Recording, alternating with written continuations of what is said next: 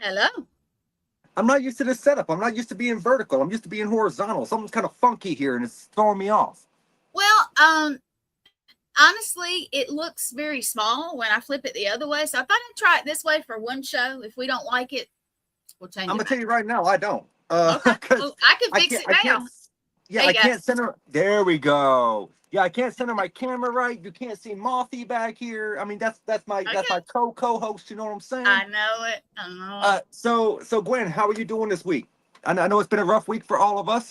For those out there watching that are not aware, it's unfortunate to announce that our Wicked Wednesday brother, Bridging the Seen and Unseen podcast, Shane McLean, unfortunately passed away last Saturday. Yep. Um, it's been a difficult week for all of us here on the All Access Network. Especially Um, today for me.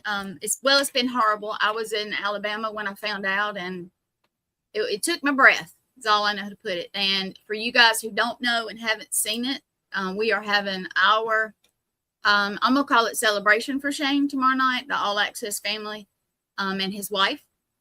7:30 tomorrow we will be live. We're gonna get hopefully everybody on All Access can at least pop in for a few minutes and maybe tell a good story or something just to remember him by. And I think that'll be really good.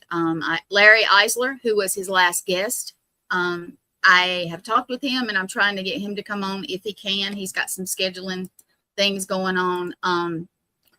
But I'm trying to get him to come on because he was his last guest and talk for a minute. So yeah, no, like it, and there's Andrew. yep, But yeah, it was absolutely heartbreaking to hear Angie. that news. And Angie, there's Angie love right you. there. We love you, Angie. We We love love you. you.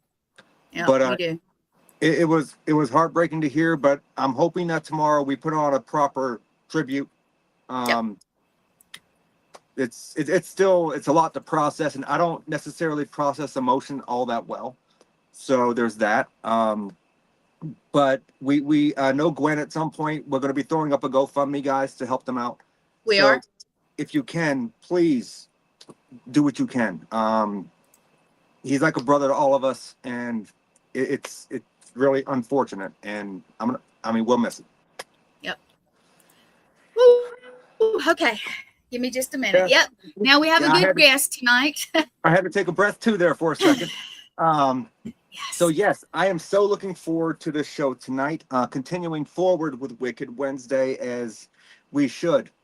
And tonight we have on an amazing guest. He is a not only a Vietnam veteran, he is a paranormal researcher. Yeah. Recently, he has shifted. I think it was like about seven and a half years ago. He shifted to ITC research and specialized in the Estes method.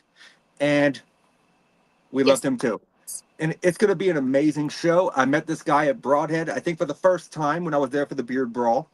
And I absolutely loved the interaction that we had.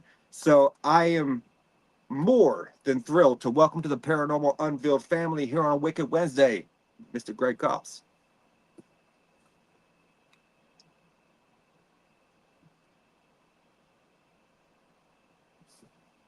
Possibly. Did we freeze up? I don't know what's going on. There he There we is. go. Welcome. Thank you very much for having me. Oh man, we are looking forward to this Hey, conversation. Greg. Welcome Oh, here. there you go, Gwen. You froze for a Hi, minute. That's what was Gwen. going on. Nate. I was kind of confused because I was sitting there like, what's going on? Like maybe he's Yeah, coming. it's Gremlins. Stupid podcast gremlins. Gotta love them. Yeah, it's Gremlins. So sorry. Yeah. So Yep. Do I have too much light on me? no, you're good, brother. Okay. You're So good. first and foremost, anytime I know someone who comes on who is a veteran, I will tell you straightforward, thank you for your sacrifice and thank you for your service. Thank you. Yes. Very much. I know that Vietnam was one of the weird kind of we really didn't have to do that, but we did style things. But thank you for your service, and we appreciate everything you do for the country. Yes. So I want to start off by asking you. This is a typical question that I ask everyone that I have on my show. You've been in the paranormal field now for how long? About 11 years. About 11 years. So Well, my whole life, I've been doing that since 10. under the sheets, basically. Okay. Not above, because I started out at Gettysburg when I was 10. And I always had the seed planted then, and that's what carried me. It just it waited until I had the opportunity to go ahead and speak out, because I was at a different time period than a lot of you people are. And oh, come on, you're not much older than me, Greg. I am. And when you really look at it, the way people thought, it was a lot different than it is today. And it was a lot different than it was 10 years ago today, or 15. When I first really thought about it was probably almost 20 years ago, of getting into it more than what I was doing up by myself up north. Because now I'm talking about organizationally, with working with people. So that's around 10, 11 years. So, and that was with Dale Kazmarek. Okay, so you've always kind of had the interest, though. Yeah. So was it an experience for you that caused this interest, or did you just have something that you saw, maybe a book or something, that sparked that interest? We were at Gettysburg, and the day that we went to Gettysburg, I'll never forget, because my father was the kind of guy that when you pulled into a park that size, the first place he could park, he would park and stay there. He wouldn't be going from spot to spot. And you know how many spots are at Gettysburg? There's a ton. I've never been, unfortunately. Well, he parked there. We got out, and they were pretty much sitting there. And we went to visit my uncle, who was at Fort Lee, Virginia. And when I got out, and I went right to the picket fence, and I started reading about, and it was Reynolds Woods.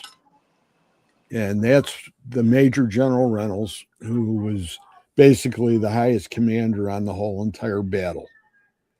And that was day one. And that's the day he died. And he died right there. And his aide, or whoever it was that was running along his horse as he was going back and forth, because they had the Confederates pinned down in the forest. And all the Union troops were in front of them. And there weren't a real lot we're not talking about Pickett's charge with 30,000 guys out there. This was a smaller type skirmish, but he was riding back and forth, and his aide was telling him to get off the horse, and he wouldn't. He says, General, you're going to get killed. And it wasn't even like 2 minutes later, he got shot right through the neck. Oh, fell off the horse, and he was dead. So from that point of knowing the story and standing there, everybody that was with me, the wind would come in and all these noises started. We started hearing these things. We heard everything from gunshots, different rifles and pistols. We heard people screaming. We heard horses screaming. We heard cannon shots. We heard explosions. I could actually say above my head and out in front of me was actually those ones that the ones that exploded and all the balls came out of them.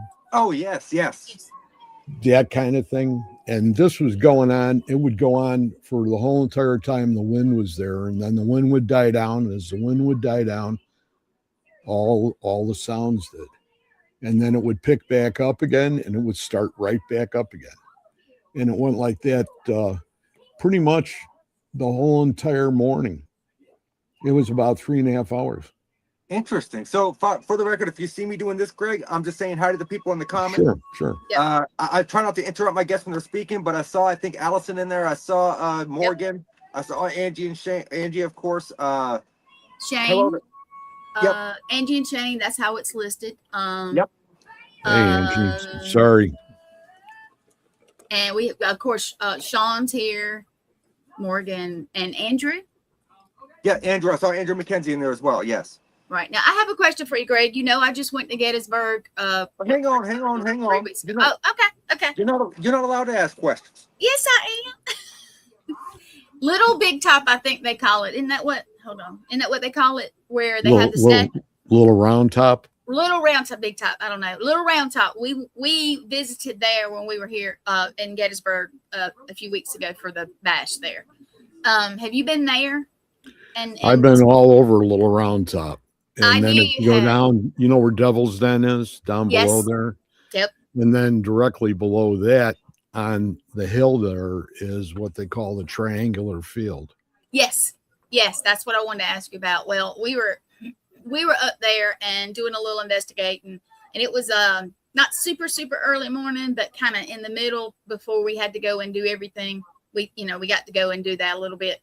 But we were looking out, and Litriana's husband, Matt, he's military, and he went over. If you look at the bottom, they came up when they fought. They came up, and there are where weapons grooves in the rocks and everything, because he was looking up underneath as you come up. Did you ever get to do that? Did you ever look underneath like that? I paid real close attention to if you look out from Little Round Top, yes, to the left, and that's where that group from Pennsylvania was at. Okay. That were good. They tried to break the ranks, so right. they were charging up that hill.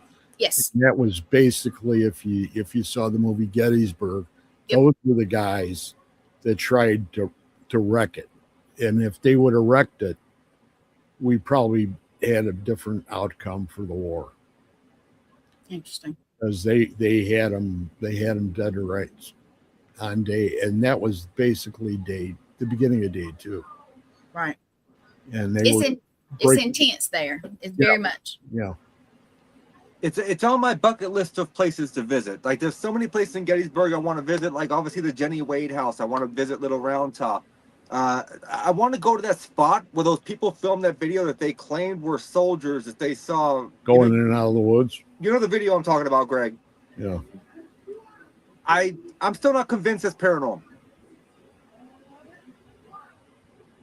I've experienced some stuff myself, but I can't say that film or that shot right there. I can't say it is, can't say it ain't, because I wasn't there, so I don't know. If you go down on the triangular field. Yep.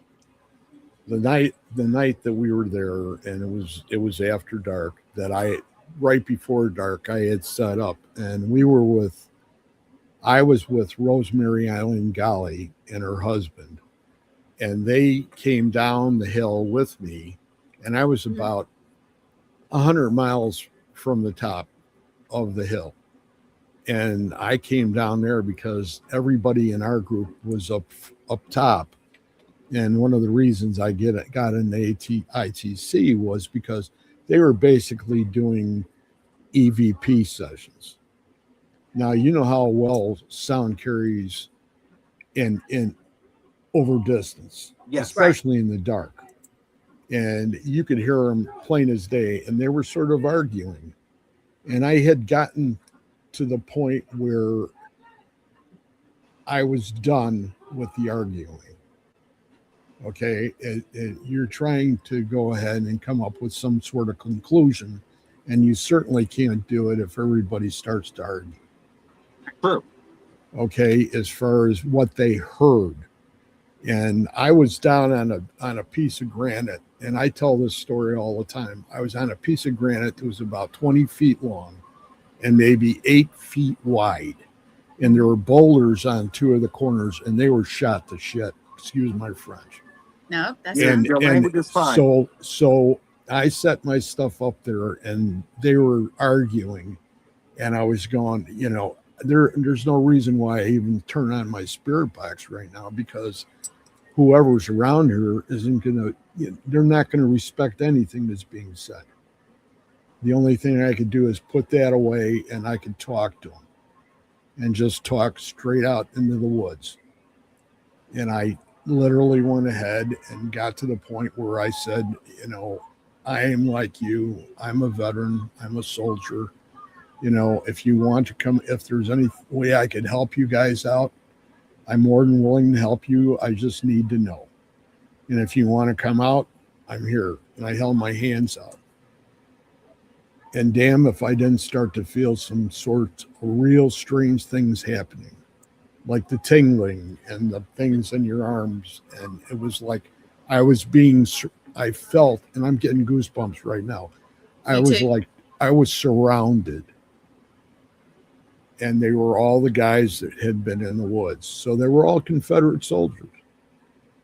And it was like, it's to the point where you start to go ahead and get a tear in your eye. And I'm not now, but I'll tell you, when that happened, it was like a epiphany. It was unbelievably strange, but at the same time, I could feel it in here. Right. And that's what I think the paranormal should be about. Yes. And you're right. It's the communication, to say the least, but it has to be done in the right terms. True. So, and that's the way that started. And that's how, when we got off and got home, I said, I have to start coming up, and I started looking at my spirit box and thinking, okay, is there any way for me to communicate where I can communicate by myself? And I started all of a sudden, I saw an article on the Estes method. But now these were the guys that were out at the Stanley in Estes Park. Mm-hmm. So this was Connor Randall and Carl Pfeiffer. And there were two guys that used to be tour guides at the Stanley back in the day. And they went ahead and came up, started expanding the method of sitting there and doing EVP work. And then it was like, hey, what would happen if we put a set of noise canceling headphones on? You could hear it in real time. And then you could go ahead and you could sit there and listen to the box, and you could hear exactly what was being said, and you could start to speak the words.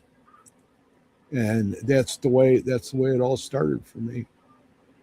And have you ever seen Greg do the Estes method? Have you ever seen it? I have not yet. He does it. His is a little different than a lot of folks. Now, I do mine different too, but I think everybody tweaks, how they need to. But the way Greg does it, you can tell he's done it a lot, and it's just, he's very clear with it, and he picks up stuff that I think a lot of people would not even pick up. But I have him filmed when we were there, not last year, but the year before at when it was the Rock Down. Okay. Yeah, so I definitely want to touch back on the Estes method a little bit later. Okay. I had a question about Gettysburg. So considering the fact that it's a it's an open field, it's a pretty open place. Do you think that bringing a parabolic mic that records would be a good tool to use at Gettysburg? If there are not a lot of people, if you get it at dark or right before dark, and you don't have a lot of people in the park, I would say yes, definitely.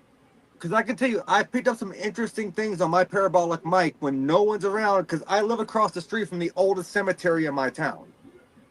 And I'll sometimes go outside and I'll point that thing towards the cemetery, and I'll just slowly scan and listen, and you'll hear voices. And I know at that time of night, because typically when I do that, I'm not going to lie to you, I'm probably hammered, and it's like 1:30 in the morning, and I'm just curious.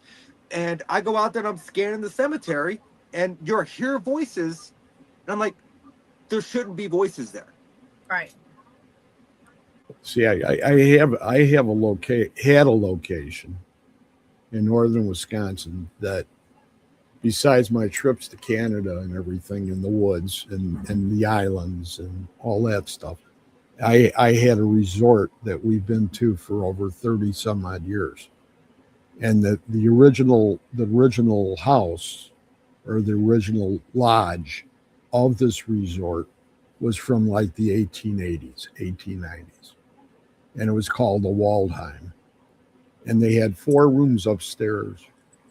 When I was a young man and we just had 3 kids, I used to get a snoot full, and we ended up staying up there overnight in one of these rooms. And there's a resident ghost that's there. His name was Harry Starr. And they named the lake after him. And he was an entrepreneur that built this lodge, and then he built the sawmill. And this is when they had the big push on the logging industry in the North Woods of Wisconsin. And Harry died on his wedding day. The morning of his wedding day, he died. Somebody came and got him, and he had to go down to the mill, and it was like 5 o'clock in the morning, and he went into the mill, and he was trying to get to the other side. And you know how the logs would come in on chains, Right. and they'd have horses that would pull the logs along. And he actually got pinched between two of these logs with his head. So he lost his head. Yeah. And so he was there. He's still there. He was still there until they tore it down. And I got to the point where I was communicating with him. Not all the time, but I would pick up words, and I would doing what I basically do with the Estes. And at one point I had one of my sons, he would film me. So I'd have a little more evidence. And it got to the point where it was like, you look at things and you wonder.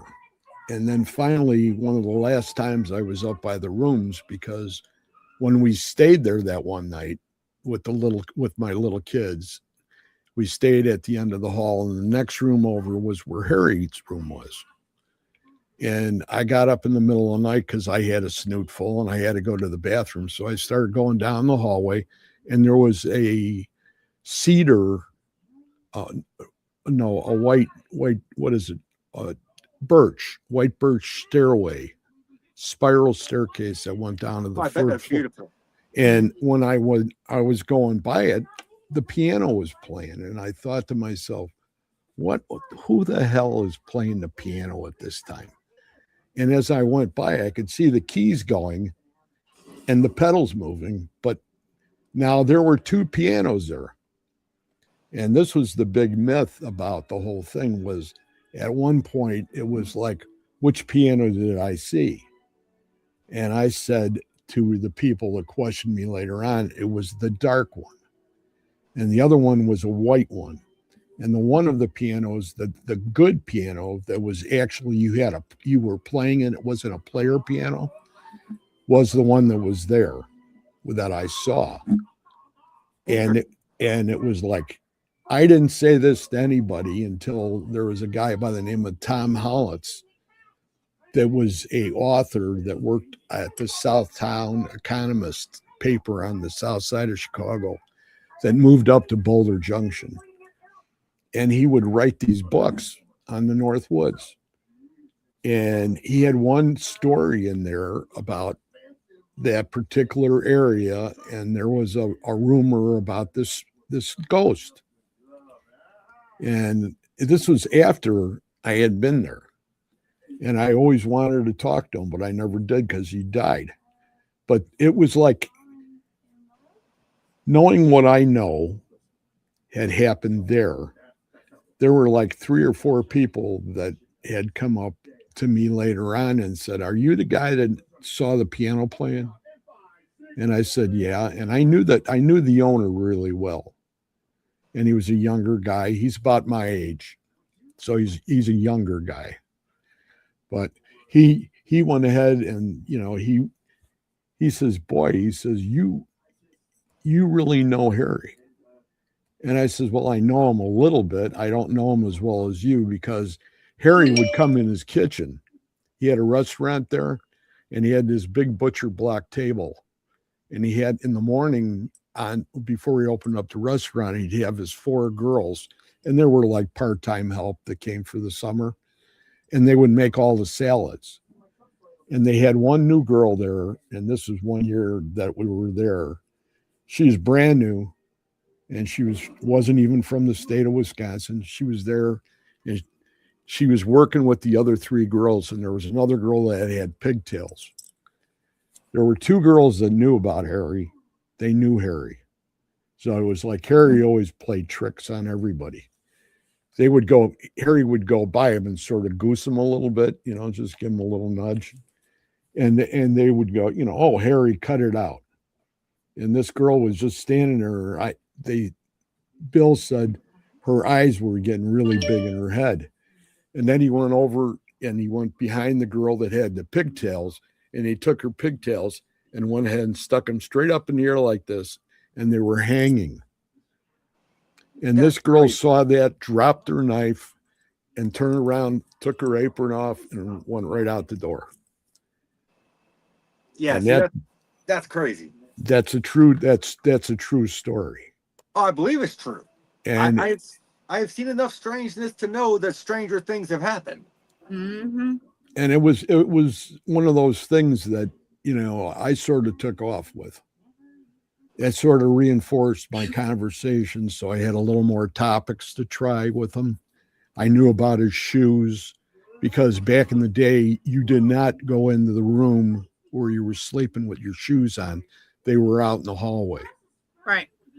So his shoes were in the closet at the end of the hall, up on the shelf in the back.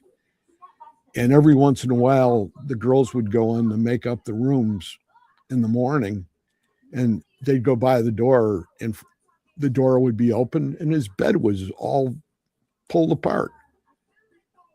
And they go, and then they look down, and his shoes were outside the door. He would hate me because I wear house shoes. Like, I can't walk around with no shoes on. Well, it was crazy. It was, it was the kind of stuff that really drove me. I could say that. And, plus Canada and the things that happen in the woods and above the trees. I love to hear about that. When you talk about that, I love that. Oh, there's an island on the Chippewa flowage in northern Wisconsin, and the Chippewa flowage is massive. It's this giant lake system that has two sections, east and west. And on the east side, if you're going up towards the top, there's an island out there, and they call it Ghost Island. I've heard of that. So the first time we went by Ghost Island, and this goes back a long way ago. First time I went by, I was like, Ghost Island, oh boy, what's this about? One of the guides who I became very close friends with, I actually worked with him because I painted baits for him. We all worked together, and, I said to him, did you ever see that Indian? And the legend was that at sunset, across the top of the island, this Indian would ride on his horse with a full headdress Mm-hmm. that would flow off the back of his head as he would go across the top of the island. And I said, and we would go by there quite a few times where we would say, okay, we got to go by there at this time. So I want to see if I can see this. There was only one picture that was ever taken, and that was by this friend of mine and another guide that he knew that were fishing there and caught it on a Polaroid. And they had the picture, and I don't know where the picture went. I asked his son if he knew what David had done with the picture, and he said he had no idea. Yeah, it's correct. I wish you could find that photo. Saw it once, and it wasn't something that was like this big. I mean, this was like full scale. And so, not trying to change the topic from the paranormal, but speaking on fishing, you're a pro muskie fisherman. Well, I used to be. I'm sort of retired now. Sorta. I still fish for them. I still go up to Canada. What is it like when you hook one of those? Well, it depends. It depends if they're out there or they're right here. Because I'm just curious how much fight they put up. They put up a big fight. They go bonkers. There's other words for it, but they go bonkers. They go totally ballistic. They come out of the water and the head's just going like this, and you're not using any little baits, and you're using very big hooks. So I've been hooked quite a few times myself Oh, that sucks. in the process. So, I had one where my partner actually was backcasting and cracked me in the top of my head and drove you know what a sandwich hook is? I do. Oh, The big great. stainless steel hook. It was about that long, and it was about that wide, and it has a super long point on it to the Yeah. barb. It's about almost a little over half an inch. And he actually tattooed me on top of my head. And then he dropped his rod and he comes back to me and he goes, "Oh man, let me see." And I says, "Hey, don't touch my hat because it's tattooed to my head." And he's looking at me and his eyes got real big. So I went ahead and we're standing there trying to figure out how we're going to get this out because the hook is in my head. Right. Okay. It's underneath my skin. And with the barb, you can't just pull it out. Well, it was there. It was all the way to the barb. So it was in that far. Oh, okay. He goes, the guide happened to be the guy that owned the resort. His name was Frank. And Frank goes, "We're going to Kenora." And we had that was the first day we got up there and we were going out with Frank. And I go, "No, we're not going to Kenora." And I just grabbed my hat and I just literally. Oh, no. And then, you could feel the trickle going down the back of your neck. I can feel it right now. I still got a bump in my skull from where the hook had actually gone into the bone of my skull. Is it still a metal piece in there? Huh? No, the whole you hook did get it out. out. Okay. Oh, that I ripped it right out. Ugh. Well, that sounds extremely uncomfortable. I didn't like it. You know what? You do a lot of things when they get desperate. No, I feel you. I wasn't going to Kenora. I wanted to fish. So I wanted to touch back on the ITC thing. We were briefly discussing the SS method. You told us where it came from. You know who invented it. So ITC stands for instrumental transcommunication, and there's multiple variations of ITC. What are your thoughts on video ITC and Gonsfeld experiments? The Gensfeld? Yes. The Gensfeld is like one step below. And the Gensfeld involves the glasses. Yeah, where it's sensory deprivation, basically. Yes, sensory deprivation, exactly. I went the way I went. We actually use the glasses now on a lot of the shows. We actually, there's two of us that have pairs of the glasses that actually flicker. Mm-hmm. They're the ones that are made by a Ghost Hunter or whatever his store, the one up on the East Coast, maybe. Okay. I can't think of his name right now. I've seen the glasses for sale before. Just I'm not certain on who makes them. Right, me But either. they were a combination because the Gensfeld, if you went ahead and you were doing the headphones and you took a pair of regular blinders that they have eyebrows, as they call them, and if I just always cut ping pong balls in half and made a frame, and and if you put the ping pong, but you had to paint them red. Yes, right, because they had to be red or pink or whatever you wanted to say, and that would cause the sight deprivation. That's why we went with what we did, because we wanted to take it a step further with our communication. Interesting. So and also, what about this old school technique that I've seen where if you have one of those old school analog cameras that you can hook it up and you set it X amount away from a TV screen, right? And you hook the audio video jacks up backwards and it causes that continuous loop, that static loop. And you could supposedly see figures that appear in the loop. What are your thoughts on that? I have one friend who happens to be Katie Stafford in Austin, Maynard.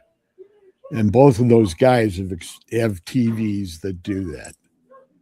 Okay, I didn't get into that, and I'm quite happy where I am. I don't need to make this any bigger than it is now. No, that's fair. I'm just curious on what your thoughts are on it. Do you? I obviously any anything type possible. of difference could possibly any type of as far as your meth is concerned, can go ahead and probably produce a different result.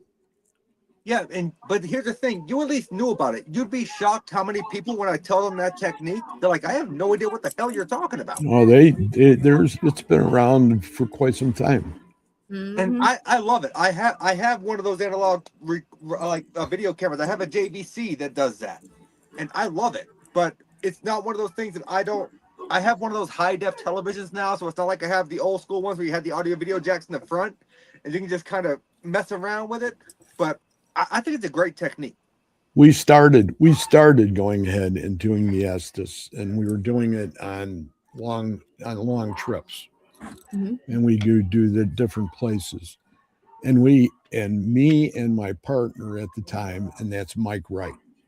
He was with me from Dale Kazmarek School, and he was quite serious about it, as I was, and we would do these sessions. And in about 2 sessions before we went on this trip, we started picking up a ticking above the white noise. Interesting. And at first I thought it was like Morse code. It was a definite ticking that was going on. And I told him, I said, "Did you hear that?" And he says, "I heard some sort of like ticking." Okay, go advanced another 5 months down, and we're out at this school in southwest Iowa. It started with an E, I think. I can't remember the name of it, but we were doing a session and filming it in the basement in the furnace room. And we got about, damn it if it didn't start up again. And it was going, and I'm going, whoa, this is too weird. And he just took off his headphones and hipped up the blinders and poked me and said, "That's it, I'm out. I'm done." And I said, "Okay, well," I took it. What had happened there? There was a round table show, and it was on one of the networks, and it was all the ITC guys. It was anybody that dealt with that. So you had about 5 guys, and the only guy that really wasn't there was I'm trying to think of his name now. Tim Warworth. Tim Warworth, if you don't know that name, Tim Warworth, he was a big ITC guy. Okay, and then he fell and he hurt his head. And this was like 5, maybe 6 years ago now. He was a good friend of Tim Miley's, and another big giant man.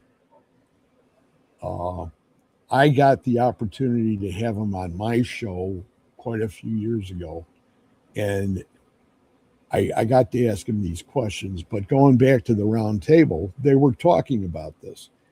So I type my question and send it into the round table. And my question was that we were doing an Estes session, and we were getting all this above the white noise. We were getting this ticking. And I says, "What do you think it was?"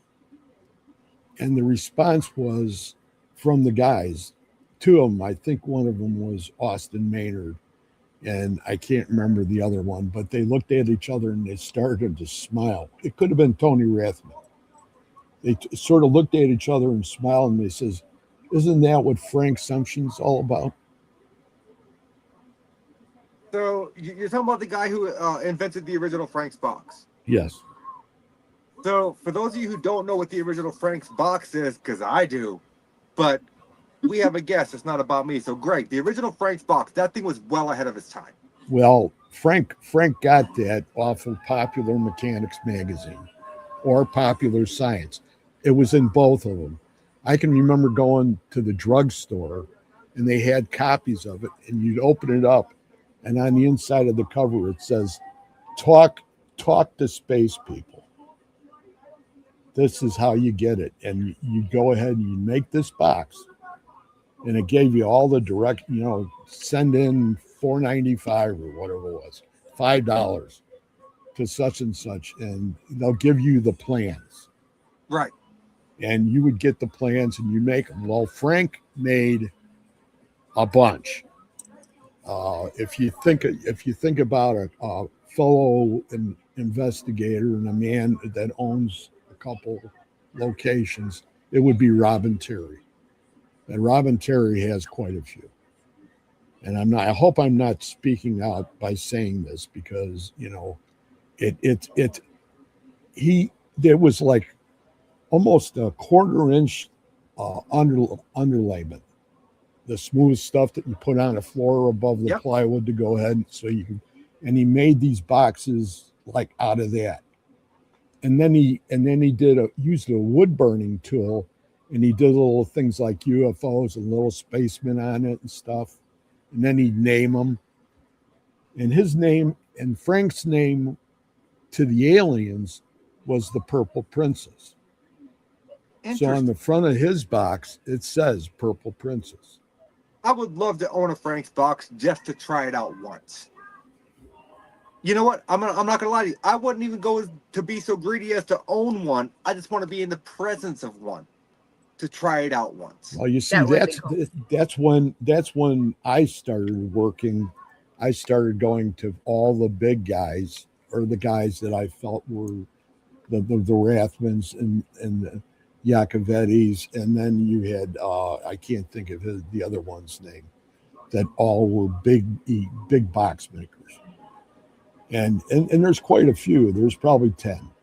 Warworth made a few, but when I went ahead and mentioned the ghost of the spirit box, or the method of the Estes method. Thank you, Andrew. He would say it wasn't really the Estes method. There was a method before that was called the blind ghost box. Mm-hmm. And that was actually before these guys out in Colorado did that. These guys worked with Greg and Dan in Newkirk, and they were the ones in Hell area. Yep, they were all in that. They did the whole story on the Kentucky Goblins and all that. Yep, right. So I mean, that's where all that came from, and this is all interconnected that way. And that's when I got that reply that night, and I went ahead, and I was in the middle of my spirituality with Scotty Rourke, and I was working on my mediumship, and it was like I wanted to talk to my spirit guides. That's what I wanted to do.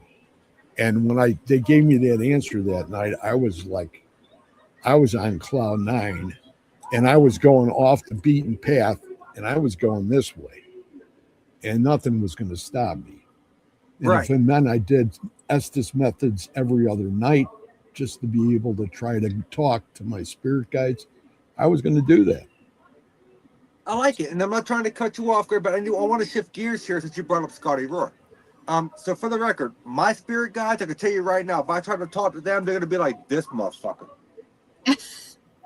They'll be like, oh, Lord. That's exactly what they're going to do. Be like, oh, this guy. So with Scotty Rourke, you on Monday nights you do this thing called the Psychics Unite. So could you explain to us how that whole thing came about and what people can expect from that? Terry Rourke, Scotty's wife, actually founded the organization. And what it is it takes like-minded people and puts them all together so they can go ahead and talk about what they believe and how they feel about certain things. And if somebody new comes in the group, they sort of coax them in with the replies of going ahead and putting their arm around them and helping them out. Psychics Unite is a group that's been around now for quite some time. So, and we were fortunate enough to be on the ground floor here in Illinois on the north side. And I was part of it from the beginning. And a lot of the other people that were in my group at that time didn't stay.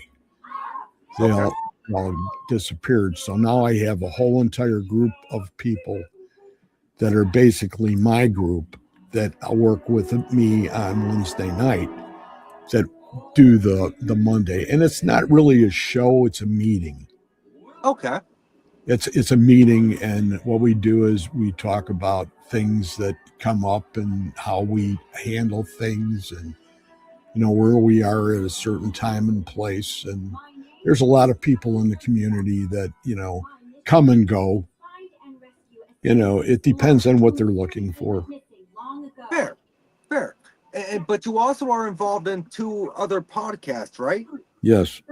So can you tell us a little bit about each of those podcasts and what people can expect from those podcasts? Well, Mariner or when Spirit Connect is the Wednesday show, and that's all ITC. Yeah, Morgan, contact him. He might be able to tell you more. Yes, I will. And we started out with that, and I don't know how many years ago now.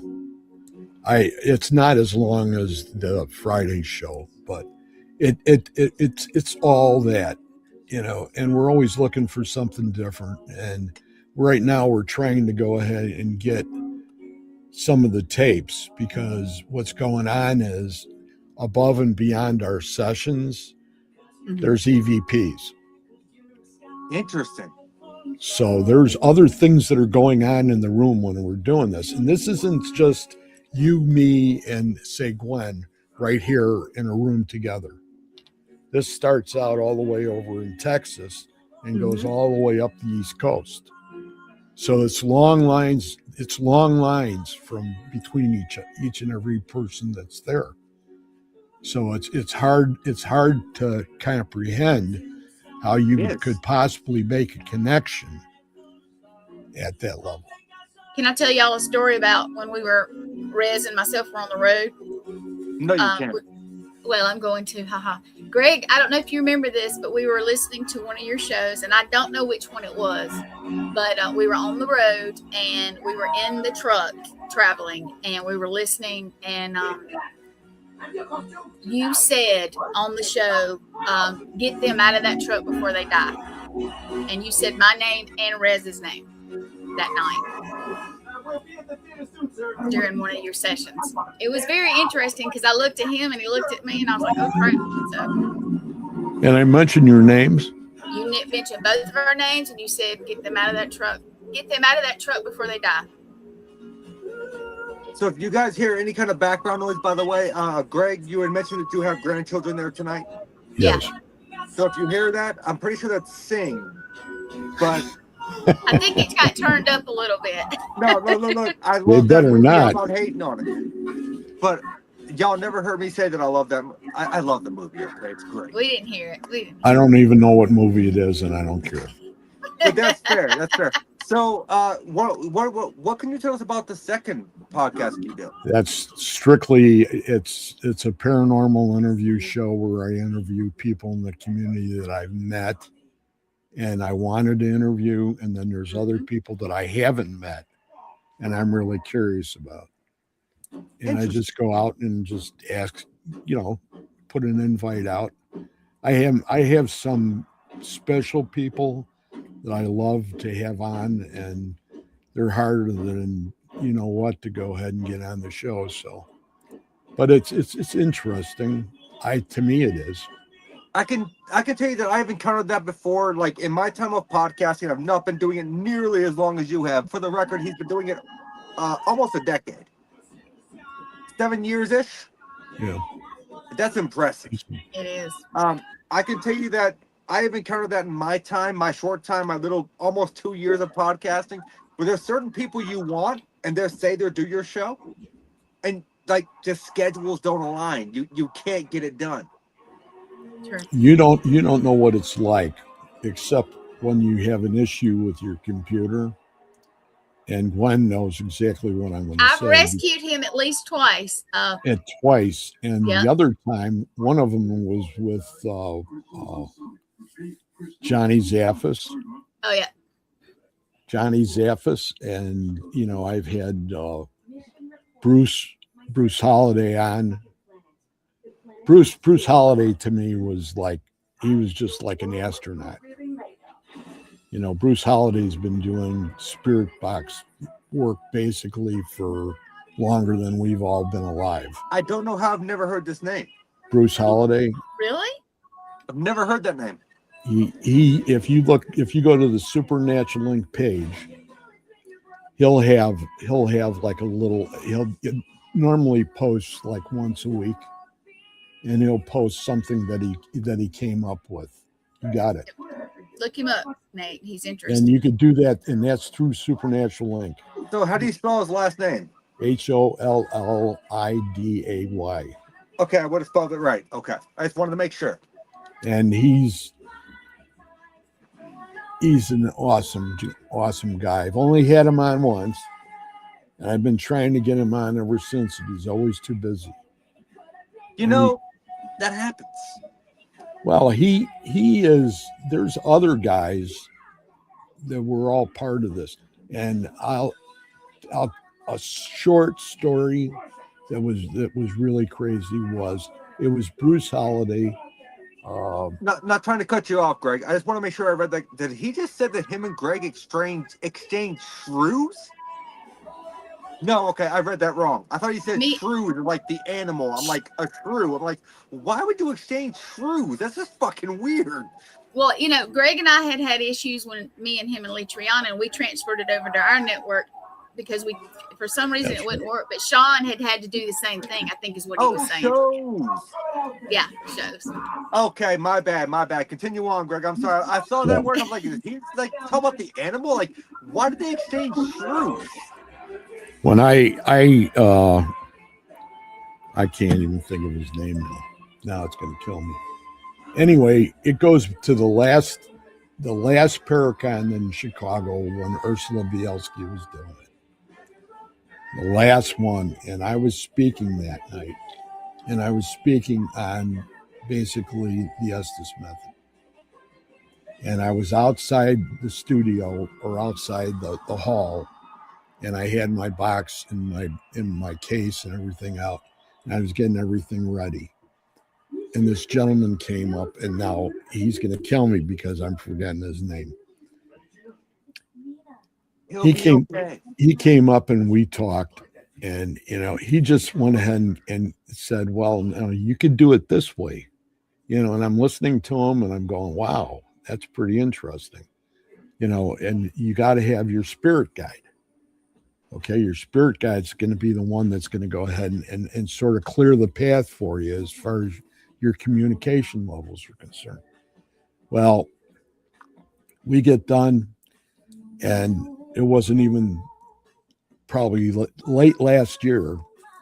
Him and I are talking on the phone. He's from Chicago, and I don't know why I can't remember his name. He goes ahead and he says, that reminds me of the time that me, Bruce Holiday,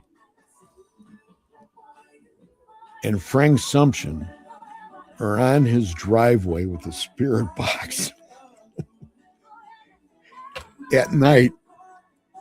And I'm going, you got to be kidding. Can you imagine having a picture of that? I would love to have one. God almighty, that's like having a Mickey Mantle and Maris and Babe Ruth and everybody else all in the same picture at one time. No, that would be insane. Yeah, that's crazy. Yeah. The only one of the names, only one of the three that you mentioned that I've not heard of, for some reason I've not heard of Bruce Holiday, and I don't know why. He's real low. I may have, and it's just not clicking yet. Yeah, he stays really low. He's out of the picture a lot. He doesn't like to go ahead and get involved in shows and things like that. His name gets out. He doesn't want to be bothered because he has his schedule on how he handles things. That's fair. And, but I see we got about 4 minutes left, Greg, so I'm not trying to interrupt you, brother. So let me ask you, so when you do this thing with I moved my notes. Scotty Rourke. So I assume when you do this Psychics Unite thing, it's because you have some kind of ability. Or do you feel like you have an ability? I have gifts. A lot of the gifts aren't explained yet. The ones that I deal with right now are basically what I would consider to be mediumship. Okay. Your clairs, Mm-hmm. that kind of thing. And you work on these things. And like I said, it was important for me as far as spirit communication. So that's why I went in the direction I did, because having a gift, you have to be able to use it, and you have to find out how to use it the right That's way. fair. And you've got to go whichever way you have to go. If you leave people behind, it's your spirituality. You can help them somehow, but at the same time, you have to really. Anthony's here.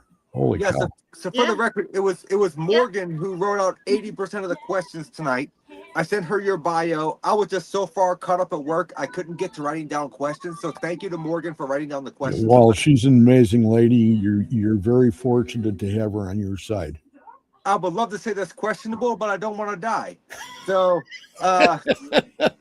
she is a great woman. Okay. No, she is. She's awesome. She's She awesome. is. Look, I've got to give her a hard time, but she's amazing. I love her to death. I could feel her energy that night or that afternoon. Yeah, she enjoyed meeting you. I can tell you right now. So let me ask you, where can people find you? Because I see we got 3 minutes left. So where can people find you? Just basically on my page, Greg Koss, and either one of the shows. They can go to Supernatural Ink Design. That's pretty much my page now. At least that's what Katie Stafford told me. So it's mostly my show stuff. Bruce Holliday's on there sparingly. I think I sort of pushed him out a little bit too much because of my shows are all on there, and they go from there to YouTube. Okay. So I'm on YouTube too. But we didn't get to all the questions tonight, but I didn't get to do my ceremonial out the window. So Greg, let me tell you, I end my podcast off with 3 specific questions for every single guest. You have one location you can go to that you've never been to. Cost and travel was not an option that you would like to investigate. Where are you going? Egypt. Egypt is so popular. Everybody, well, not everybody. Either that or I was going to say Pompeii. I like Pompeii too. Yes. But I've been to Rome, old Rome, and I've been in the catacombs there. So can I? You don't really want to do that. So do I have your permission to make a judgment call here? Sure. We're going to Pompeii because I would love that. So we're going to Pompeii. You can bring one person with you. They can be alive or dead. They do not have to be involved in the paranormal. Who are you bringing with you? Holy cow. I'm going to go out on a limb on this, and it's going to sound weird, but I would bring my father. It doesn't sound weird. Nice. That'd be a trip of a lifetime, brother. Mm-hmm. It would be. Doesn't sound weird to me at all. So you're going to Pompeii. You're bringing your father with you. You have one piece of equipment, only one. Your gifts are inherited. They are inherent. So besides your gifts, one piece of equipment that you can bring with you to record paranormal activity. What are you bringing? Just a recorder. Just a recorder. You know what? That was an excellent answer. And to be honest, I kind of want to go investigate the masturbating man at Pompeii, to be honest. I'm just curious. Was he really like, oh, I got time? Like, I'm just Did you really just say that? Yes, Oh, I did. I thought I was hearing things. I was going to go ahead no, and I said it. It's like volcanoes erupted, but you know what? Yeah, I got time. Well, he's gonna die anyway. He couldn't outrun it. Yeah. That's one of the weirdest things, isn't it? Of that whole place. And I didn't say Pompeii for that. Okay. No, I know you didn't, but I've actually seen little action figures you can buy of that guy. I kind of want one. I'm not gonna lie. You do?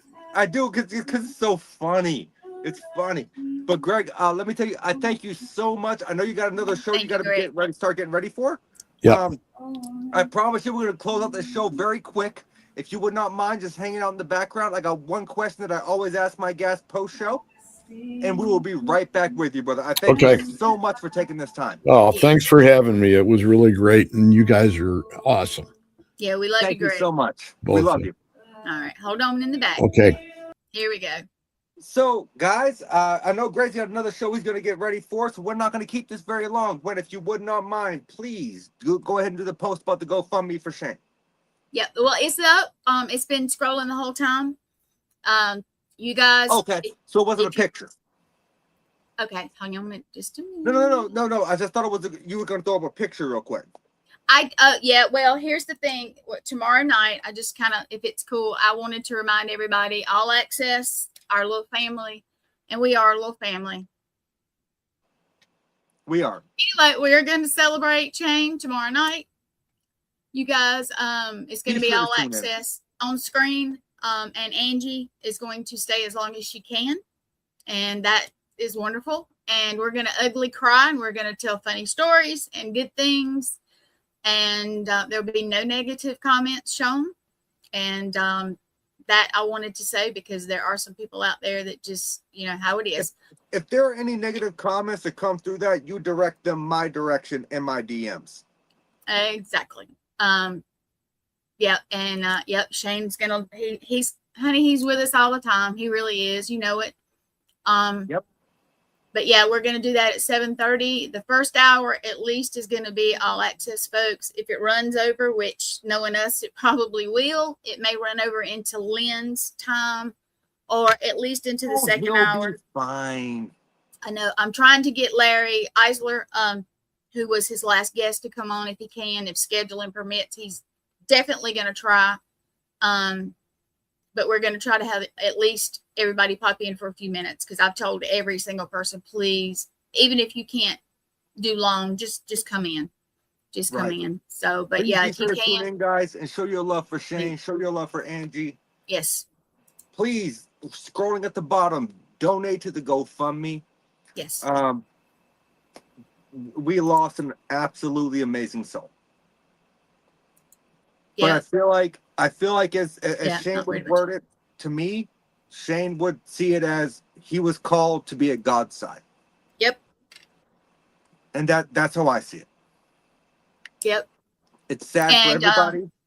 I want to say, if you don't, go to my Facebook page, and I know everybody has shared it, but if you're looking for the GoFundMe, go to my Facebook page. It's on there. And I think everybody in the network, everybody I can think of has shared it out. And I want to say, and you can see the amount, but we've raised almost $600 in like less than 2 days. And we thank everybody that has done that. Yes. We love you too, Angie. We love you too. We love you too. Yeah. But guys, we got to cut this kind of short, because I know that Greg has another show to get ready for. Jeremy Carter this night, I think he has on Allison Jacobson. She does photography. Okay, so I just want to make sure I had the name right. So agreed, Morgan. So so please stay tuned at 9:30 p.m. EST for Twisted Tales with Jeremy Cotter, as he welcomes on photographer Allison Jacobson. It's going to be an amazing conversation. And this week we had on Greg Koss, as far as myself, the host of the show, and well, whatever she is.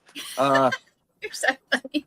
The co-host, No, I love Greg. I love Greg. Greg was an amazing guest. I'm not going to hang him out too long in the background. But look, we will see you all next week at Wednesday, same spooky time, same spooky network, as I welcome on Vince Killian, the Paranormal Urban Explorer. It's going to be an amazing show.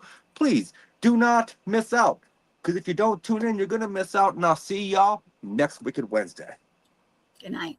Have a good night.